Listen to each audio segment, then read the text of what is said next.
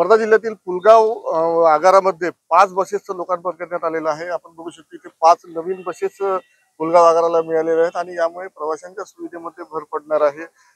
ग्रामीण भाग असो किंवा शहरी भाग यामध्ये ज्या बसेसची कमतरता होती तर ही यामुळे कुठेतरी भरून निघण्यासाठी मदत होणार आहे। या संदर्भात कसं बोलण्यासाठी देवीचे आमदार राजभाऊ बकाले काय सांगाल, 5 बसेस लोकार्पण झालेले आहे। आम्ही अनेक वर्षापासून या ठिकाणी बसेसची मागणी करतोय।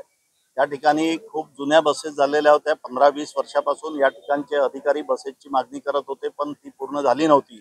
यावेळेस आम्ही सन्माननीय परिवहन मंत्री सरनाईक साहेब यांच्या मागे लागून 20 बसेसची मागणी केली। त्यातल्या 5 बसेस त्यांनी यावेळेस पाठवल्या।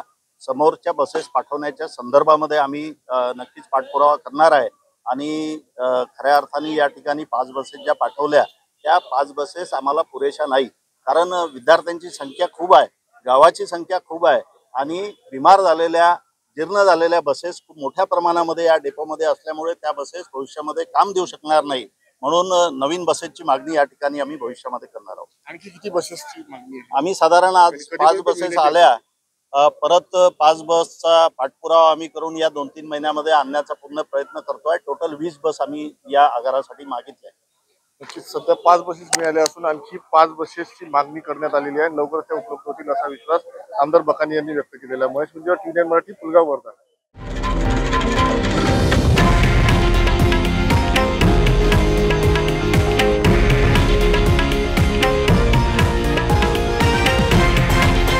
हे आहे देशातील नंबर 1 न्यूज नेटवर्क आणि आपण पाहत आहात TV9 मराठी, एकमेव।